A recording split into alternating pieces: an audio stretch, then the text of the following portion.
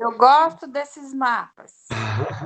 Então vamos lá. Então Paulo saiu aqui de Antioquia da Síria, aí foi passando, inclusive em cidades que ele esteve na segunda viagem, né? Derbe, Listra, Icônio, Antioquia de Pisídia, mas o destino dele era Éfeso, né?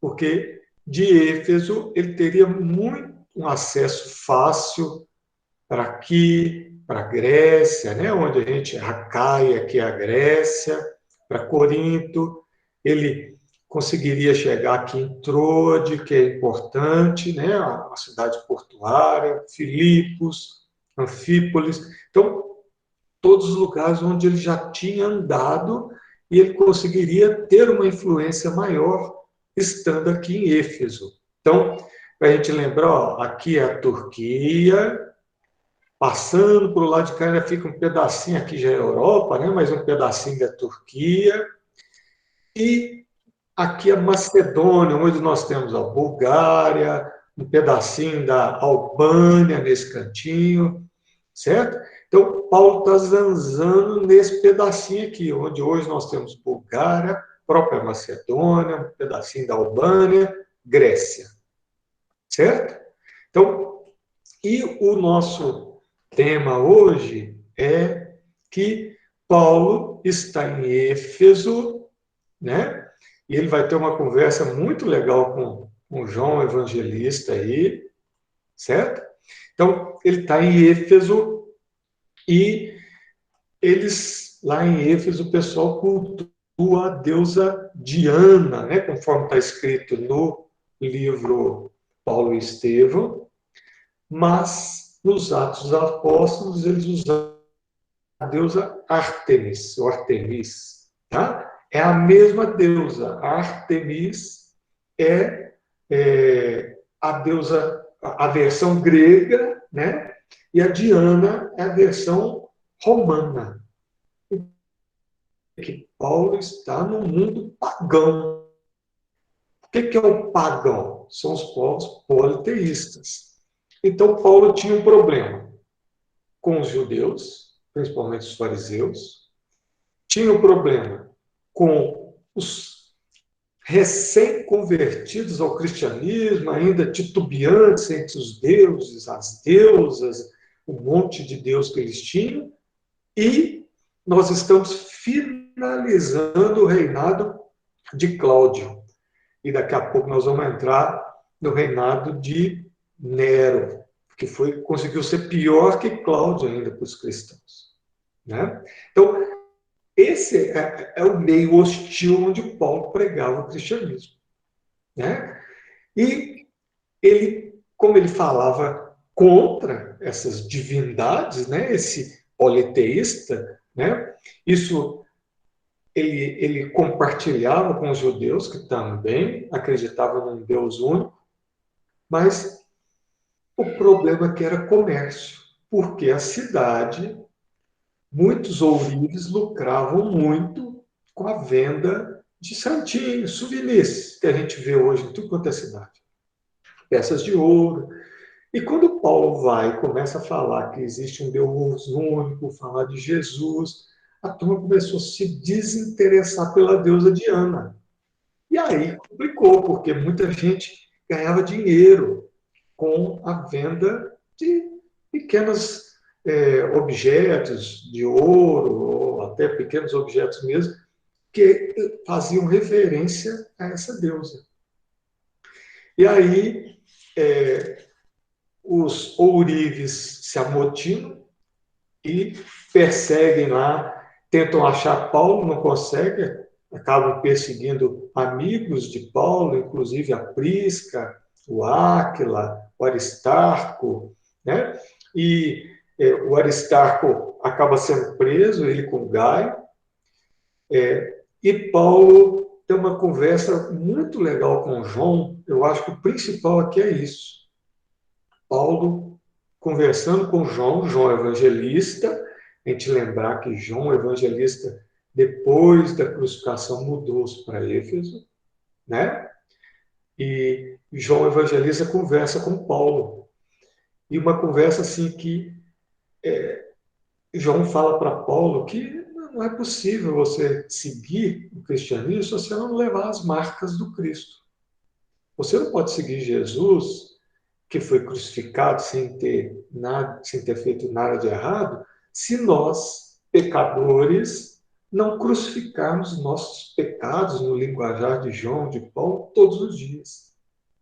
Então, na verdade, os dois assentam e conversam. Olha, nós vamos sofrer? Vamos. Nós vamos passar problemas? Vamos. Mas se nós queremos servir o Cristo, nós vamos ter que passar por isso. Faz parte. Essas dificuldades vão acontecer. Essa que é a grande mensagem. E Paulo deixa uma frase muito legal que ele fala assim: nasci para a luta sem trevas. E aí ele faz um desabafo com João das lutas sem treva dele, do casamento errado com Abigail, da família tê-lo abandonado, dos fariseus não ter compreendido Paulo, quando ele vai pregando o evangelho, as pessoas o apedrejam, o açoitam, o aprisionam. Então, ele faz um desabafo com João, né? E João fala para ele: Paulo, o trabalho é do Cristo, nós temos que seguir. Então, vamos fazer o que a gente tem que fazer. Né? Muito simples, muito direto, mas e Paulo é isso mesmo. Nós temos que fazer isso. Então, vamos seguir. Vamos. E viram e vão seguir o caminho. Né? E aí, Paulo fica para a semana que vem, vai se dirigir para Macedônia. Tá? Que essa regiãozinha que mistura um pouquinho de Albânia, Bulgária, a própria Grécia e a própria Macedônia hoje, esse pedacinho aí. Certinho? Beleza? Certo aí, gente? Com Paulo? Tranquilo? Então vamos. No final, alguém aí já pensa aí para falar de Paulo na Macedônia e na Grécia. Né? E aqui Paulo vai falar de novo, gente, do seu desejo antigo de ir para Roma. Vocês lembram na segunda viagem, quando ele fala que quer ir para Roma e não consegue ir, acaba escrevendo uma carta maravilhosa aos romanos, porque Pedro o chama a Jerusalém. E aqui ele fala de novo que quer ir para Roma. E a gente vai ver no final dessa terceira viagem que ele não vai para Roma. Ele vai para Roma na sua quarta viagem, que ele vai para Roma preso. É o jeito dele ir para Roma, só se for preso. Então ele vai depois para Roma, certo? E daqui a pouquinho também há uma despedida belíssima de Paulo de Éfeso, e a gente lembrar que João Evangelista vai ser banido na época banido pelo Império Romano. Ele vai para uma ilhazinha ali, pertinho ali, entre Éfeso e a Grécia, que é a ilha de Patmos, onde ele vai escrever o Apocalipse de João. Né? Então, está quase chegando a época de João escrever o Apocalipse dele. Né?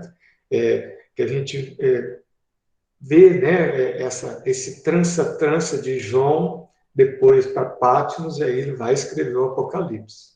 Né? E é legal, porque depois o João volta, né, para essa região como Francisco de Assis. Né? É bem legal depois, mas é outra história. Vamos lá. Vamos seguir. Vamos lá, então, para o céu e o inferno? Vamos pegar aqui. Vamos lá. Céu e inferno. Nós estamos falando do desencarne dos espíritos felizes. Eu trouxe um compartilhamento aqui com vocês, só porque a Andiara até me falou que parece que talvez não tenha ficado muito claro semana passada, quando Kardec combina com o Dr. Vignal, né? Dr. Vignal encarnado, né? E ele combina: olha, vai lá para sua casa dormir, que nós aqui da reunião vamos evocá-lo. Então, o Dr. Vignal está encarnado, vai para casa dormir e eles evocam. Então, eu trouxe só uma figurinha para a gente entender aqui. essa questão da evocação, ó, como é que foi feito isso? Está dando para ver aí? Tá sim, Luciano. Então, é só porque talvez tenha pessoas que não estejam acostumadas com essa linguagem aí do desdobramento. Ó, nós temos um corpo espiritual, que Kardec chamou de perispírito, né? Que Paulo chamou de corpo espiritual, que muitas doutrinas espiritualistas chamam de corpo astral. Então, nós temos esse corpo espiritual e o nosso corpo físico aqui, ele é feito sob esse molde. Esse corpo aqui espiritual é que organiza a formação desse corpo físico. Então, o que Kardec combinou com o doutor Vignal? Vai para sua casa lá dormir.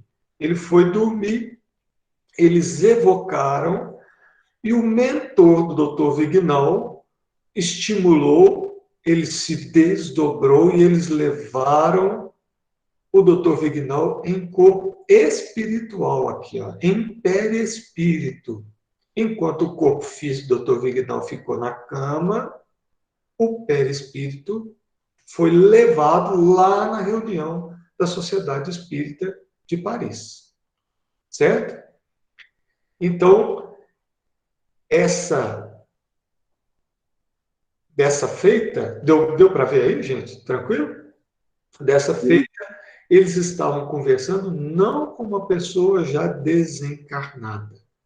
Com o Dr. Vignal, ele está encarnado naquela época, quando eles conversaram.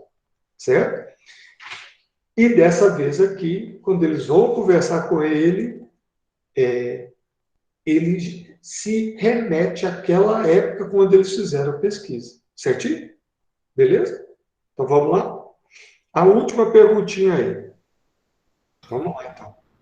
Numa outra vez, ficaremos felizes em continuar essa conversa, quando quiserdes reaparecer entre nós.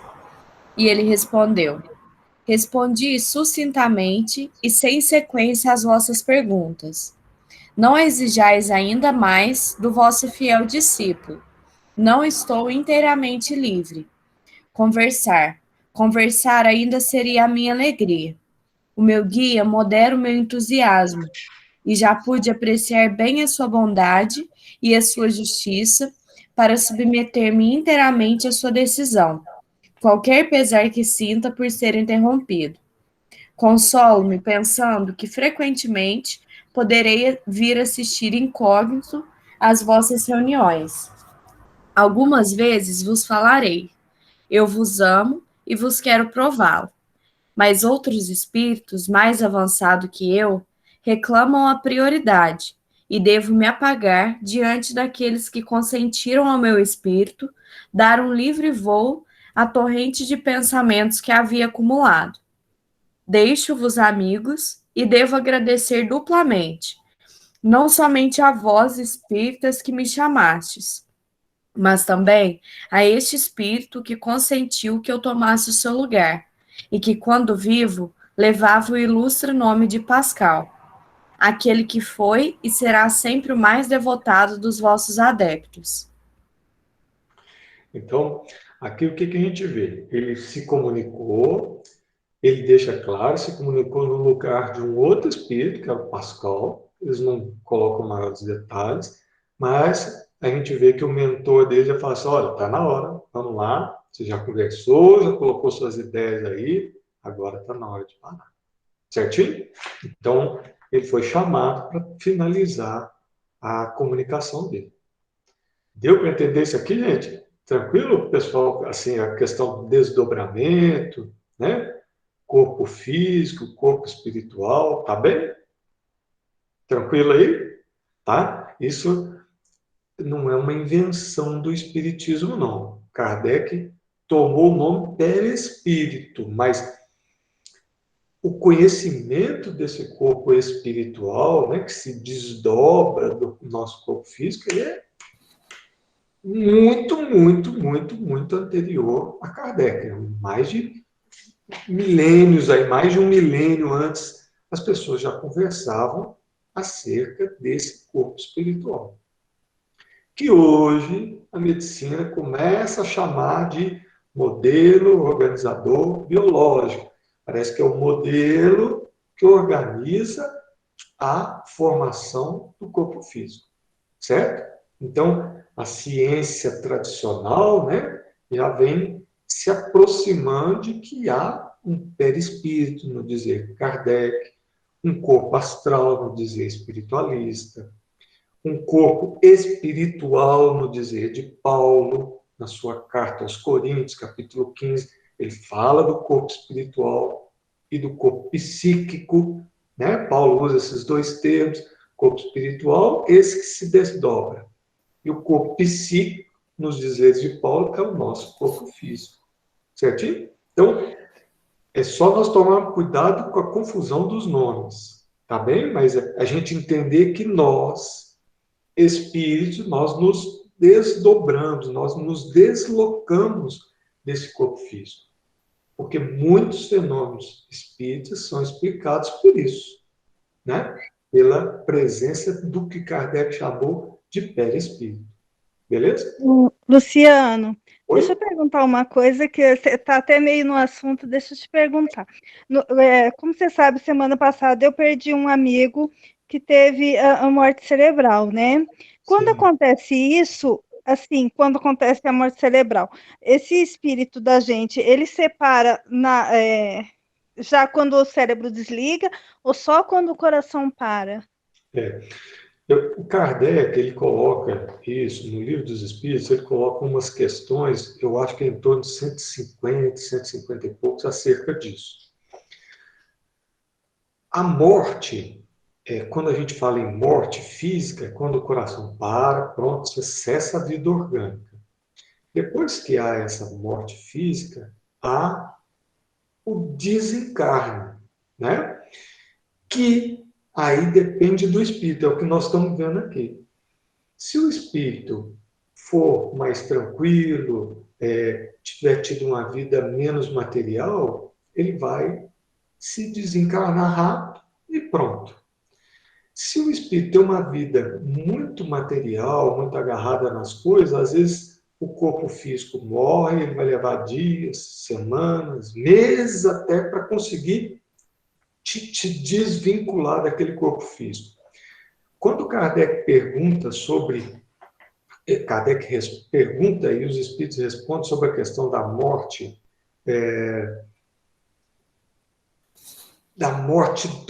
como se fosse a morte cerebral, eles não usam esse termo lá, eles falam que o espírito já se deslocou, ele pode ter te desencarnado, e depois a vitalidade orgânica ainda vai ficar algum tempo até que ela acabe, porque ela vai perdendo, porque tem alguns automatismos do corpo que não precisa dessa vitalidade.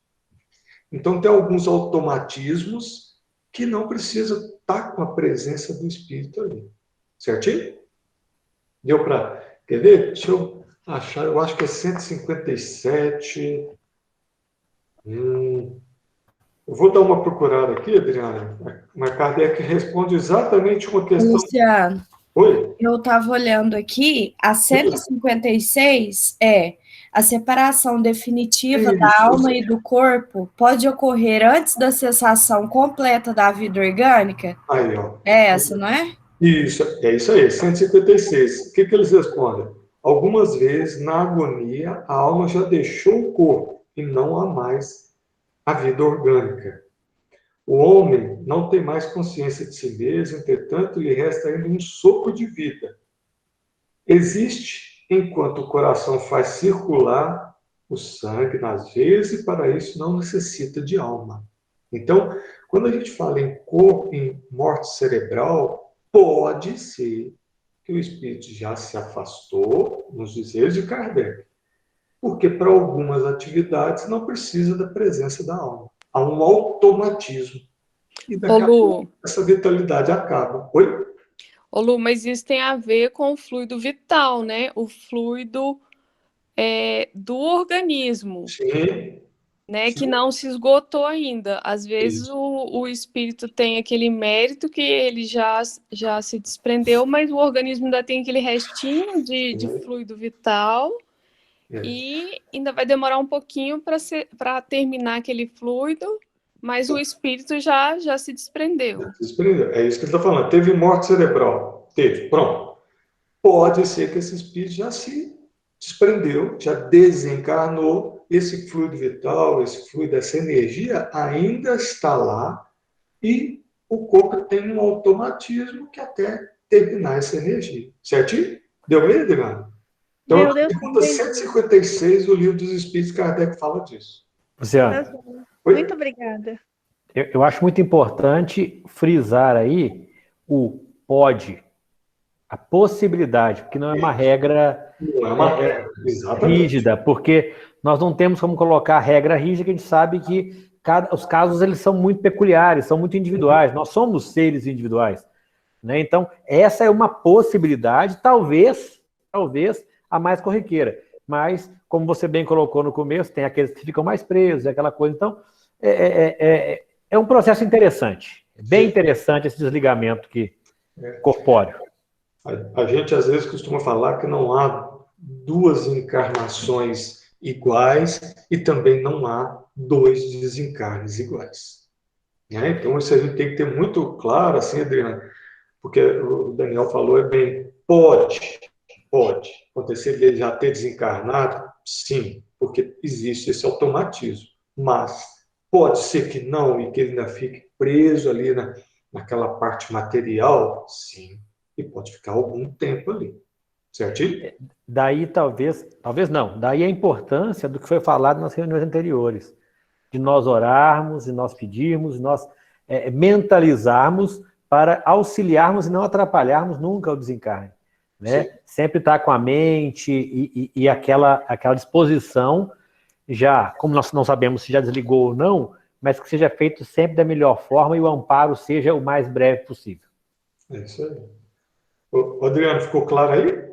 Ficou sim, o problema é que na hora que a gente está na emoção ali, a gente acaba pedindo para não ir, né? Esse que é o problema, porque dói tanto e a gente está ali vendo o sofrimento das pessoas que a gente gosta e a gente acaba pedindo para não ir, para Deus deixar ficar. E às vezes não é o melhor para a pessoa, né? Depois você lê lá a questão 155 e tem um comentário de Kardec que ele faz, é isso mesmo. Eu vou olhar, Luciana. Ele faz um comentário grande e depois na 156, que é essa que a gente acabou de ler para você aí. Tá bem? Ô, Lu, Tá, joia, vou olhar assim. Muito obrigada, viu? Nada. Oi? ô, Lu, tem uma pergunta aí.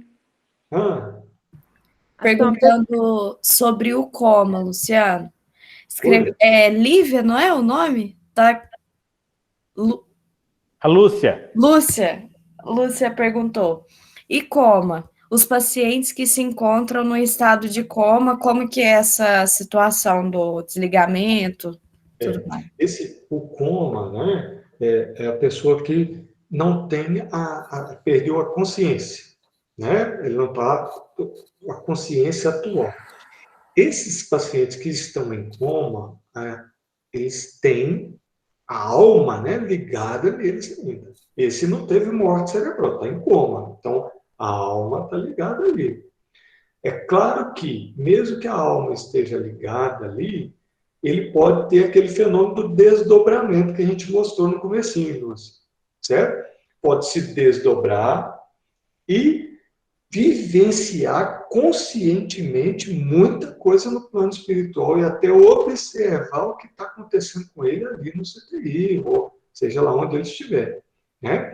A gente tem um livro de um médico neurocientista que teve uma meningite, entrou em coma, e ele escreveu um livro depois que ele voltou, saiu do coma, e ele descreve com detalhes tudo o que aconteceu com ele no período do coma. Então, acho que chama Uma Prova do Céu. Tá? É isso. É isso mesmo, não é? É isso. Uhum. Isso. Uma Prova do Céu. Então, ele viu o corpo dele, viu as pessoas fazendo comentários sobre ele, ele viu o que estava acontecendo com ele, Então, assim, ele se desdobrou, o corpo físico estava lá, é claro que ele mantém a sua ligação, não sei se você percebeu, Lúcia, naquele desenho, tem uma partezinha que está ligada lá, eu vou compartilhar aqui, ó. Esse cordãozinho fica ligado no corpo físico aqui embaixo, ó. Corpo físico, desdobramento, e esse cordão que liga o perispírito, né? O espírito, a alma, o corpo astral, sei, o nome que a gente der. Liga o perispírito, o corpo perispiritual, ao corpo físico, né? Então, existe esse cordãozinho fluídico aqui. Certinho?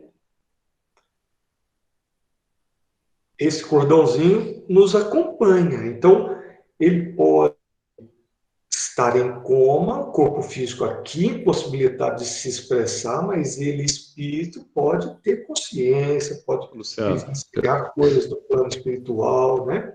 A gente tem um punhado de relatos lá de eventos quase morte, né?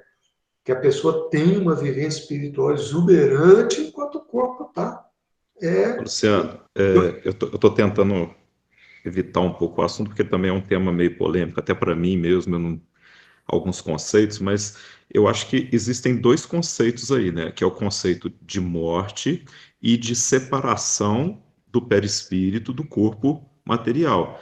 Essa separação, o fenômeno de morte, acredito nessa fase aí que a Adriana, se não me engano, comentou aí, né? Esse é muito comum hoje em dia, talvez na época de Kardec não muito comum, pelos mecanismos artificiais que a gente tem de sustentação da vida orgânica, né? Ou seja, no CTI, hoje, a gente sustenta uma vida mesmo sem atividade cerebral por um tempo que é indefinido, né? A gente vê até 1, 2 semanas ou mais a gente conseguindo fazer isso, certo? O pessoal faz a doação também, né, Marcelo? Doação de órgãos, né? Sim. Outra coisa é o desligamento do perispírito dos despojos físicos, né? Dos despojos do corpo físico aqui, do corpo grosseiro, vamos dizer assim.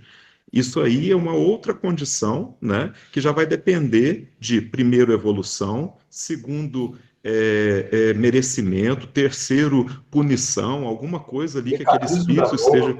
Exatamente, o mecanismo da morte, se foi por suicídio, como foi que a pessoa desencarnou, que isso aí pode acontecer mais lento ou não, mesmo depois do espírito, do corpo já, vamos dizer assim, sepultado, ainda pode existir essa ligação, né? E a gente vê relatos disso, de pessoas dentro de cemitério, né, que existem espíritos ainda ligados aos seus despojos por uma questão kármica, de alguma questão que feriu contra a vida, alguma coisa assim, né, atentou contra a vida e ele pode ficar ali ligado.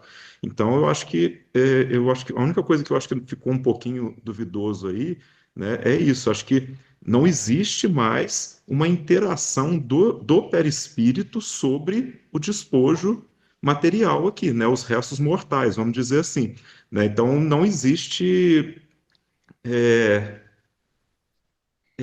reação, né? O coma, né, como colocou na segunda pergunta aí, né, o coma, para a gente pensar em morte cerebral, não pode ter qualquer reação, né? E às vezes no coma a gente tem algumas reações de estímulos dolorosos, estímulos de calor e tudo mais, tanto que os testes para a gente chegar ao diagnóstico de morte cerebral incluem esses estímulos, né, de calor dentro do ouvido e tudo mais, e aí aquele corpo não pode ter qualquer reação, respiração, aumento de batimento cardíaco, qualquer piscar-olho, movimento, nada disso, né, para que a gente pense em morte cerebral. Então, eu acho que isso aí que... né? Só para a gente separar aqui. Isso. O coma é uma coisa, coma é aquela que perdeu a consciência, está certinho. A morte cerebral, você não consegue mais perceber qualquer ligação do cérebro com o corpo físico. Só o automatismo mantém a vida. Pronto, é isso que o Marcelo está falando. Você não responde a nada, não tem reflexo de nada, ouvido, olho. Pronto, isso é morte cerebral. Coma, não. Coma, ele está em coma, mas mesmo nos comas profundos você consegue ter evidências de que há atuação do cérebro sobre aquele corpo. certo? Algum tempo foi coisa reflexa, mas existe. Né? Então, nós precisamos separar aqui morte cerebral, coma, tá? E quando nós falamos em desencarne, é outra história. Morrer é uma coisa, desencarnar, aí já é outra. Certinho? É você morrer, aquela morte lá do corpo físico e tal. Desencarnar é nós, perispírito, seguirmos e desvincularmos desse corpo físico. Essa separação que eu queria colocar, né, que acho que ficou meio... não ficou muito claro ali, mas acho que ficou bacana agora, acho que está separado. Uhum. Ficou claro agora aí, gente? Tá tranquilo? Beleza, então vamos lá. Ficou assim. Então vamos lá. Agora nós mudamos, né? É o Vitor Lebuffle, né? Nós vamos seguir com outro relato, tá? Nós estamos acabando os relatos dos espíritos felizes. E daqui a pouco nós já vamos entrar nos espíritos medianos. Então vamos lá. Vamos ver mais um espírito feliz aqui, um espírito elevado que se desencarnou e voltou a se comunicar. Vamos lá. Jovem piloto da Barra, no porto de Havre, morto com a idade de 20 anos. Ele põe... É um estivador, aquela turma que carrega peso, ela trabalhou braçal mesmo lá do porto, tá? Que às vezes a gente pensa que é piloto, mas não é não, é carregador mesmo de saco no porto, tá bem? Morava com sua mãe, pobre pequena comerciante, a quem prodigalizava os mais ternos e os mais afetuosos cuidados, e que sustentava com o produto do seu rude trabalho. Jamais o viram frequentar os cabarés, nem entregar-se aos excessos, tão frequentes em sua profissão, porque não queria desviar a menor parte do seu ganho do piedoso uso ao qual o consagrava. Todo o tempo que não empregava no seu serviço, dava-o à sua mãe para poupá-la da fadiga. Atacado há muito tempo pela doença, da qual sabia que deveria morrer, escondia os seus sofrimentos com medo de causar-lhe inquietude e não quisesse, ela mesma, cuidar de sua tarefa. Eram necessários a esse rapaz um bem grande fundo de qualidades naturais e uma bem grande força de vontade para resistir, na idade das paixões, aos perniciosos arrastamentos do meio em que vivia. Era de uma piedade sincera e a sua morte foi edificante. Pode continuar? Vamos lá, só para a gente contextualizar. Então, parece que o moço trabalhava no porto, carregando trabalho rude, mas uma alma elevada. Um ser muito humilde, mas uma alma elevada, porque a gente vê, ele não se entregou às paixões tão comuns, nem da sua idade, nem do ambiente onde ele estava. Infelizmente, a gente sabe, nos portos, nesses lugares, muitas vezes há muita prostituição, há uma vida muito de bebida, de drogas, não? Isso já é antigo. E a gente vê que o moço aqui, uma conduta exemplar, né? E aí, agora a gente entra numa outra fase, a mãe dele antevendo aí a morte dele. Vamos lá. Na véspera de sua morte, pediu a sua mãe que fosse descansar um pouco, dizendo que ele mesmo sentia necessidade de dormir. Esta teve então uma visão. Achava-se, disse ela, numa grande escuridão. Depois viu um ponto luminoso que crescia pouco a pouco, e o quarto se iluminou por uma brilhante claridade, da qual se destacou a figura de seu filho, radiosa e elevando-se no espaço infinito. Ela compreendeu que o seu fim estava próximo. Com efeito, no dia seguinte, a sua bela alma deixou a terra, enquanto seus lábios murmuravam uma prece. Então a gente vê que ela teve uma clarividência aqui, né? Percebeu que o filho ia desencarnar e viu, né? O desencarne dele aqui. E com antecipação, né? Então a gente vê que era um moço muito, muito íntegro, né? E agora a gente vai ver os comentários aí, ele falando disso aí. Vamos lá. Uma família espírita que conhecia sua bela conduta e se interessava por sua mãe, que ficou só, teve a intenção de evocá-lo pouco tempo depois da sua morte, mas ele se manifestou espontaneamente pela comunicação seguinte: desejáveis saber o que eu sou agora. Bem feliz, bem feliz. Não conteis por nada os sofrimentos e as angústias, porque eles são a fonte de bênçãos e de felicidade além do túmulo. Da felicidade. Não compreendeis o que esta palavra significa.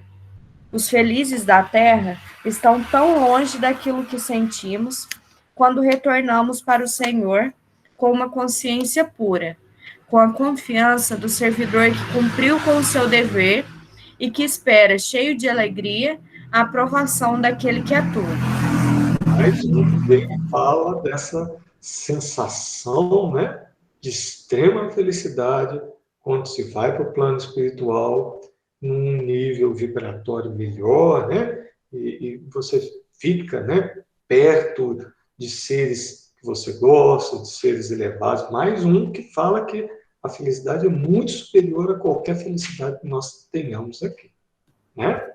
Então, você vê que assim, há uma dificuldade em descrever essa sensação, mas um tentou, e ele aqui também fala disso.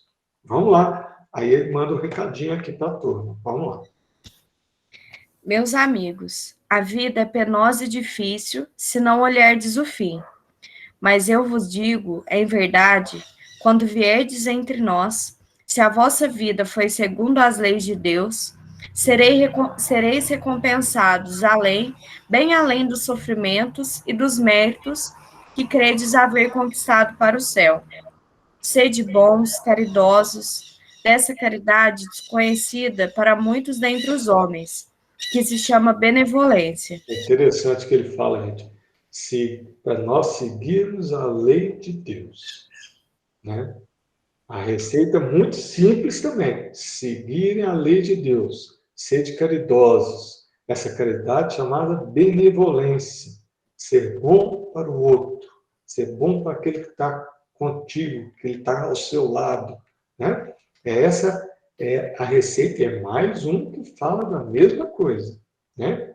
Da gente ajudar a todos os que estiverem junto conosco no caminho, independente de quem seja. Né? Vamos lá. Sede prestativos aos vossos semelhantes. Fazei para eles mais do que gostaríeis que se fizesse para vós mesmos, porque ignorais a miséria íntima e conheceis a vossa. Ajudai minha mãe, minha pobre mãe, minha única saudade da terra. Ela deve sofrer outras provas e é necessário que ela chegue ao céu. Adeus, vou para ela. Aí ele já fala, né? A mãe é a única saudade dele, mas que ela ainda precisa passar algumas provas antes dela ir para o céu também. Né? Então, é interessante, assim, você mostra o vínculo do plano espiritual com os seres que amam aqui na Terra, né? Esse vínculo afetivo que transcende a nossa vivência aqui, nesse plano físico. Esse vínculo vai para o plano espiritual quando ele realmente é de amor. A presença, né, desses seres que nos amam perto de nós, nos ajudando, orando, e já com um grau de entendimento muito maior, falando que a mãe ainda precisava passar por algumas provas para depois ir para o céu, né? Os dizeres dele. É claro que para o céu é o quê? Para um plano vibratório melhor. É isso que está, né? Certinho? Esse conceito aí do céu, né? Até que ela venha para um lugar bom no plano espiritual. Certinho? Beleza? Podemos ir aqui? Vamos ver o médium falando aqui? Vamos lá. O guia do médium. Os sofrimentos experimentados durante uma encarnação terrestre nem sempre são uma punição. Os espíritos que, pela vontade de Deus, vêm cumprir uma missão na Terra, como aquele que acaba de se comunicar convosco, ficam felizes por sofrerem de males que para outros são uma expiação. O sono os retempera junto do mais alto e dá-lhes a força de tudo suportarem para a sua maior glória. Então, vamos lá. Só pegar o quando ele os retempera, ou seja, no sono, a gente tem aquele desdobramento, aquela desvinculação do nosso corpo espiritual do nosso corpo físico, que a gente vivencia o plano espiritual. E ali a gente tem contato com os mentores, com aqueles que nós temos vínculos afetivos, nós recebemos instruções, nós recebemos amparo, consolo, estímulo para que a gente continue na luta, né? Então, ele diz o quê? Que esse moço veio missionário e que, durante a noite, ele se revigorava, revitalecia no plano espiritual, através desse contato com seres mais elevados, certo? Isso acontece com todos nós, não é só com eles, não, né? Isso acontece com todos nós. Nós buscamos companhias que nos sejam agradáveis nos momentos em que estamos desdobrados do plano do corpo físico. Certinho? Combinado? Essas companhias podem ser agradáveis ou não, dependendo das nossas aspirações, das nossas vibrações, dos nossos pensamentos, depende de como nós vivemos nossa vida aqui. Aí nós vamos buscar coisas semelhantes nesses momentos onde a gente, enquanto alma, tem mais liberdade. Kardec chamou de desdobramento. Certinho? Beleza? Então vamos lá. Vamos lá, Gabi. A missão deste espírito em sua última existência não era uma missão notável, mas, embora haja sido obscura, não teve com isso senão mais mérito, porque não podia estar estimulada pelo orgulho. Olha que gente, foi muito importante, porque às vezes a gente pensa só nos grandes missionários, aquelas pessoas que aparecem, nossa, esse é missionário, esse por exemplo, vem sempre na nossa cabeça Divaldo, Chico, Raul Teixeira, né? Ivone, mas aqui está falando de um missionário obscuro, um missionário discretíssimo, desconhecido, daquelas figuras que passam assim, desapercebidas pela Terra. E o mérito, ele põe aqui, semelhante a daqueles grandes nomes, né? Talvez até maior, porque as dificuldades são maiores para esses seres, né? Certinho? Vamos lá, então. Havia primeiro um dever de reconhecimento para ser cumprido diante daquela que foi sua mãe. Deveria, em seguida, mostrar que nos piores meios podem se encontrar almas puras, com sentimentos nobres e elevados, e que com a vontade podem resistir a todas as tentações. É uma prova de que as qualidades têm uma causa anterior, e seu exemplo não terá sido estéril. Aqui, a gente tem uma coisa, aí já fala aqui, o dever de gratidão a cumprir com aquela moça. A gente vê que ele amava a mãe, mas ele tinha um dever também de gratidão. Provavelmente ela era credora dele em alguma coisa. Talvez só por ser a mãe, né? Porque nós temos o dever de gratidão com os nossos pais. Queiramos nós ou não, gostemos nós ou não, nossos pais nos deram o que há de mais importante, a vida. Então, nós temos, antes de tudo, com nossos pais, ser gratos. Porque às vezes a gente cobra, a gente reclama, a gente xinga, ele não me deu isso, ele não me deu aquilo, me faltou isso, me faltou aquilo, mas, né, eles nos deram a vida. Então, nos deu a vida, sim, gratidão. Pronto. Pai, a gente tem que ser grato. Acabou. Depois, a gente pensa nas nossas dificuldades, e da maneira que nós vamos lidar com isso. Né, Vanessa, você que está fazendo constelação, né? Quer falar alguma coisa dessa parte aí? É um dos grandes pilares, né, da teoria sistêmica, que embasa a constelação familiar, é isso mesmo. É que nós devamos, inicialmente, esse movimento de muito respeito e gratidão, porque qualquer pai é perfeito em si, porque ele inspira em nós a vida. Não, e uma outra coisa que eu gosto muito nessa área é porque não tem um julgamento nem com aqueles que abortam, por exemplo, propositalmente alguém, uma vida. Mas pense nos nossos pais que não fizeram isso conosco, e só de nos dar a oportunidade da vida, da gente sequenciar e deixar seguir, né, um legado aí de tantas gerações atrás de nós, isso é muito meritório. A gente, né, aos olhos de quem está de fora, observar quem respeita e cuida dos pais. Especificamente, né, esse cuidado quando eles realmente precisam. Quando eles estão mais velhos, quando eles já estão debilitados, que eles já não conseguem responder, né, conscientemente por si mesmos. Então, isso tudo é muito importante, isso é muito honroso para nós, tanto sob o ponto de vista espiritual, que a gente está vendo aqui, quanto sistêmico. Então, é bem complementar isso. Certinho aí, gente? Vamos lá, então. Acho que a gente podia passar ali para o Livro dos Espíritos, né? Porque aí, semana que vem, a gente começa no Anais Gordon aqui. Pode ser? Pode ser? Acho que é 5h20, a gente faz 2 questões aí do Livro dos Espíritos. Tá bem? Pode ser, vamos seguir, né? Então, vamos lá. Então, a gente para aqui no Anais Gordon.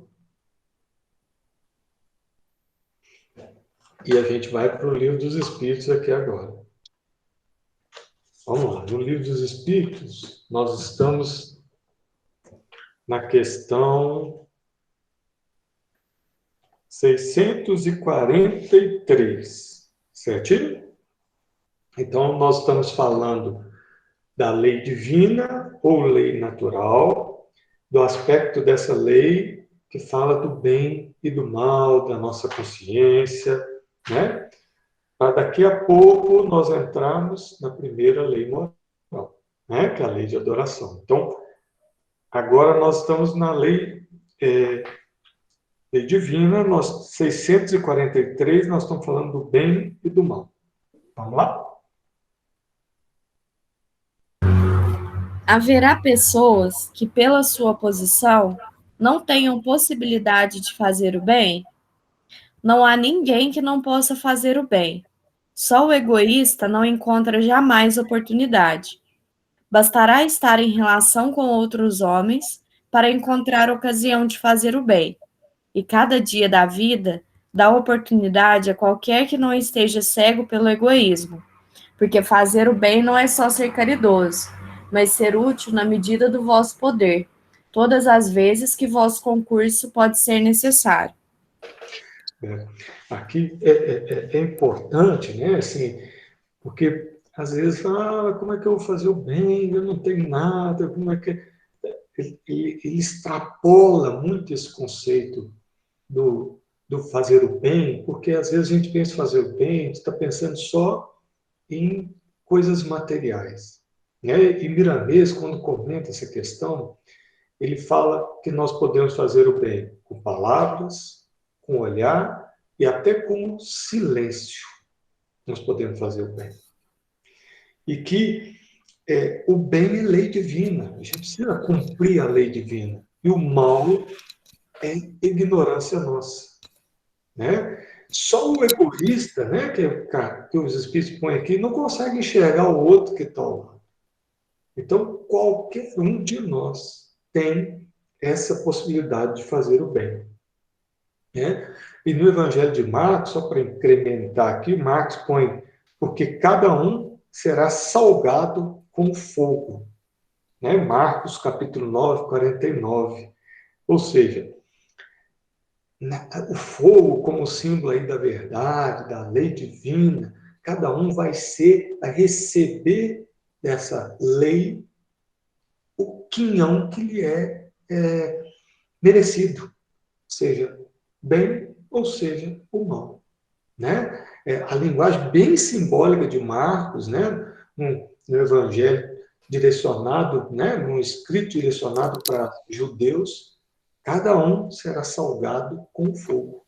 É isso mesmo. Cada um vai ser depois avaliado pela verdade, né? Que é a verdade verdadeira, que é a verdade de Deus, a verdade divina, a verdade que Jesus nos trouxe, né? Como Jesus nos diz que Ele é o caminho, a verdade e a vida, é exatamente a verdade, a justiça do ponto de vista de Deus, né? Não do ponto de vista humano, porque aí o Daniel advogado, aí a falha é grotesca, o que é verdade hoje, daqui 5 anos já não é, muda a legislação, muda as coisas. A lei de Deus não tem essas mudanças, né? A legislação nossa, como é feita por seres imperfeitos, ela é falha, ela muda, ela se aprimora, ela comete equívocos, né? É isso aí, Dani. Sim, claro. Claro que ainda mais que para nós aqui se fala, inclusive, em princípio da verdade real. Já se admite duas verdades, né? E perante Deus não existem duas verdades. A verdade é uma. A verdade, ela é por si só, né? E quando se estuda sobre a verdade, o caráter dela é que ela é imutável e atemporal. Ou seja, ela se comprova e se demonstra ao longo dos tempos, em vários pontos, vamos ser bem restritos, nosso planeta, e é a mesma. Ela é dita, redita, trazida e provada. É uma coisa extraordinária. Extraordinária. Ô, Luciano, na verdade, se a gente seguisse a verdade de Deus, não precisava existir a justiça do Daniel. Com certeza. As leis nossas. Com certeza. Não queria mais nada. É verdade, é isso mesmo. O nosso regramento, ele é fruto da nossa imperfeição. Simplesmente isso. Porque a partir do momento que nós cheguemos a um ponto de perfeição, ou mais próximo disso, onde nós possamos entender que somos tão importantes quanto o outro, que o respeito, ele torna-se natural. O enxergar o que é bom e o que é ruim torna-se natural. Não precisa de um regulamento, um regramento externo para fazer com que nós sejamos corretos. Porque a correção vai fazer parte de nós. Nós jamais prejudicaremos o outro. Jamais precisaremos de alguém virar e falar, olha, ele tem razão. Não, a razão ela vai se impor. Eu falo que hoje nós vivemos tempos onde temos muitos querendo ter razão, e sendo que o que é nosso na grande realidade é a dúvida. O que nós mais temos é dúvida. E a partir do momento que nós passamos a entender que nós somos falíveis e que quanto mais conhecimento busquemos, mais dúvida aparece, afasta um pouco essa vaidade, esse egoísmo. A gente passa a entender o todo, nós como parte do todo, e a importância que todos têm nesse todo. É isso aí. Certinho aí, gente? Acho que sim. Dá tempo para a gente fazer mais um? Acho que dá, porque ele está... Acho que dá. Dá sim. E é legal porque ele está ligado também ao nosso amigo ali, o estivador do Porto lá, que foi colocado num meio muito hostil, num meio difícil para ele, e ele se saiu muito bem nessa prova. Sim. E essa pergunta é exatamente para isso. Então, é bom que a gente venha hoje aí, vamos ver essa hoje aqui. Vamos lá, Gabi. O meio no qual certos homens se encontram colocados não é para eles a fonte primeira de muitos vícios e crimes? Sim, mas isso ainda é uma prova escolhida pelo Espírito em estado de liberdade. Ele quis se expor à tentação para ter o mérito da resistência. Ei, gente, aqui tem que ter sangue na veia, né? Fala a verdade.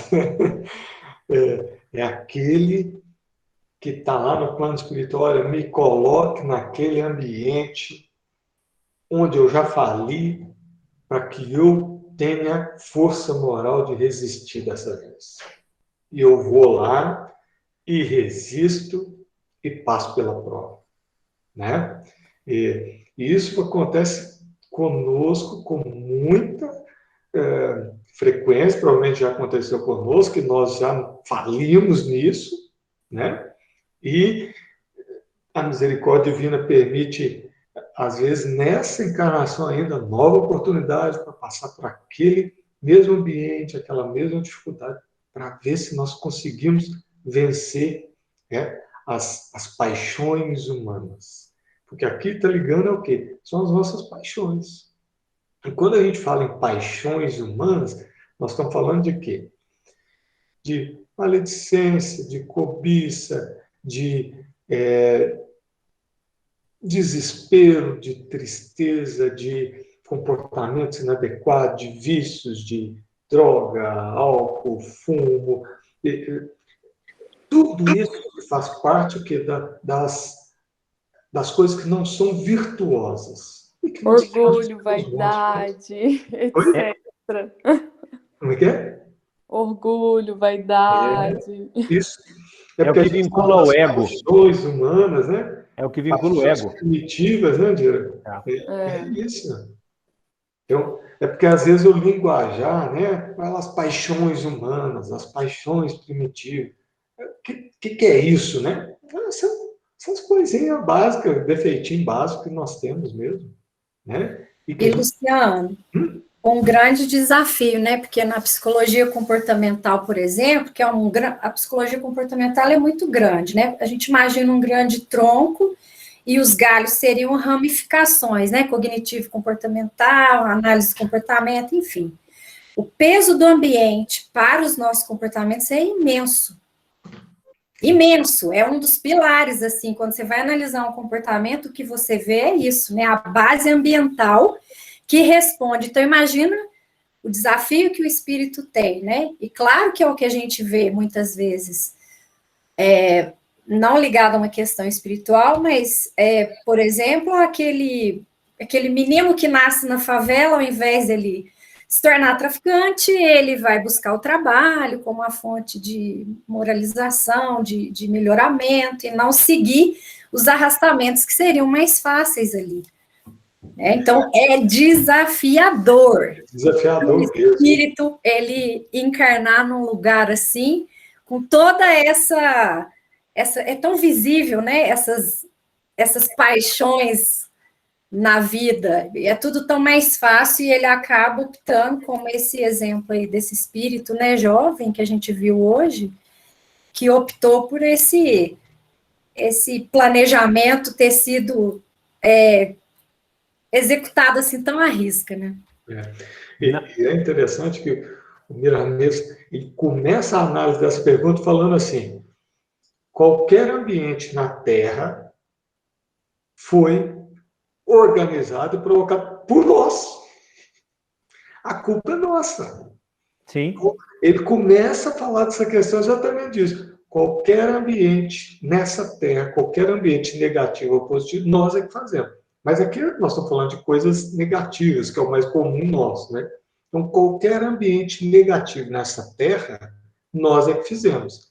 E quando a gente participa desses ambientes negativos, nós vamos também ter um grupo da turma do plano espiritual que compartilha com as mesmas ideias, as mesmas paixões humanas nossas, para andar junto conosco nesses ambientes negativos que nós criamos na Terra.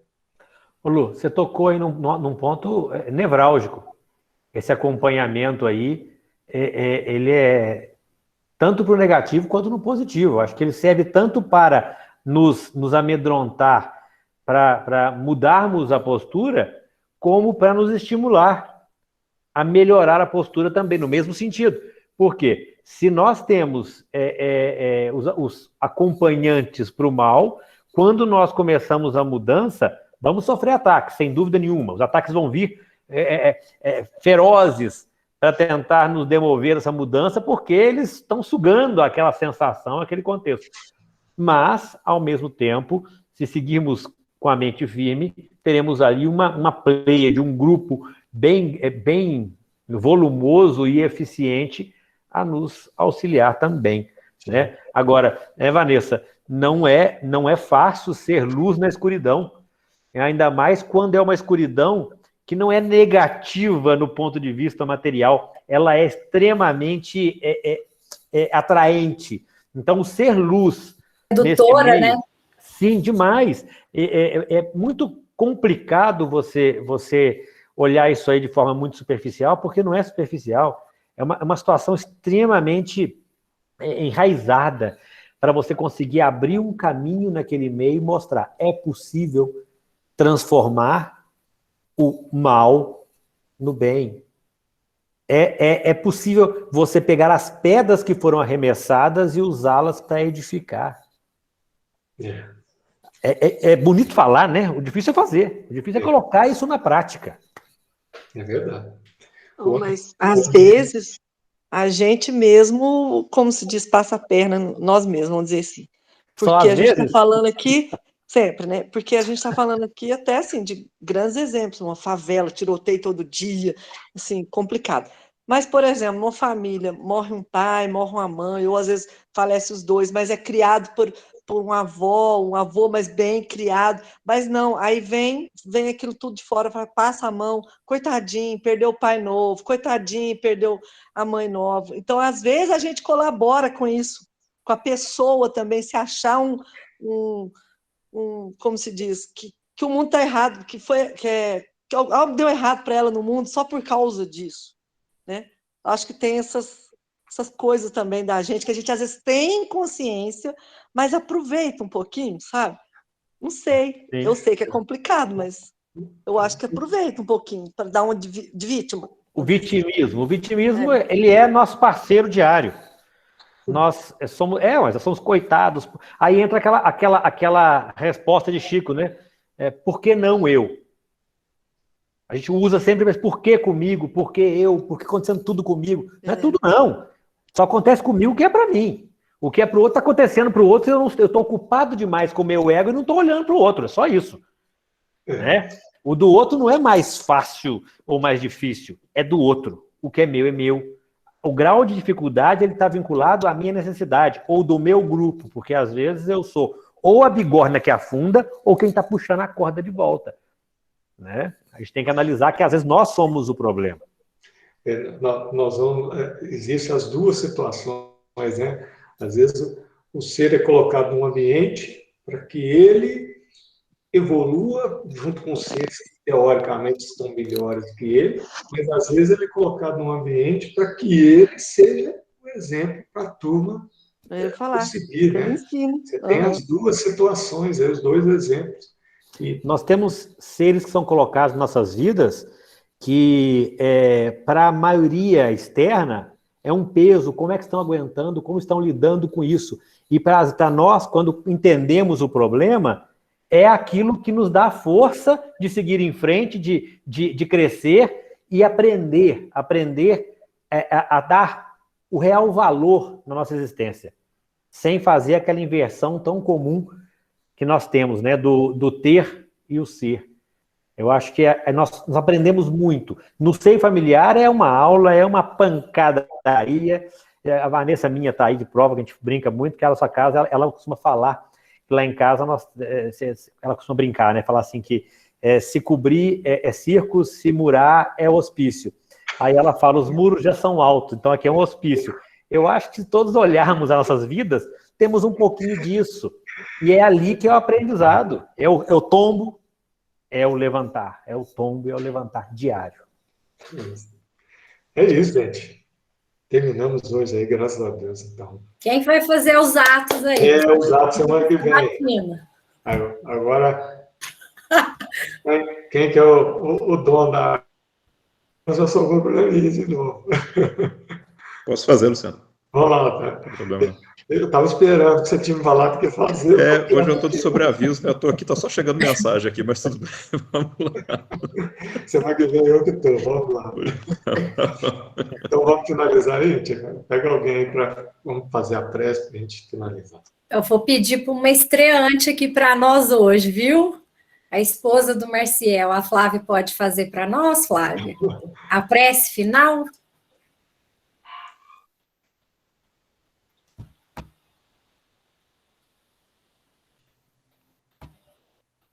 Ela está nos acompanhando. Oi! Eu tô editando foto aqui, mas tipo assim, acompanha. Tá, vou escolher outra pessoa aqui, então. Vamos lá. Tá, desculpa. Imagina, que isso. Então, vem a Flávia Andrade. Faço sim, Ivan. Amado e bondoso Pai, gratidão por todo o aprendizado de mais esta tarde.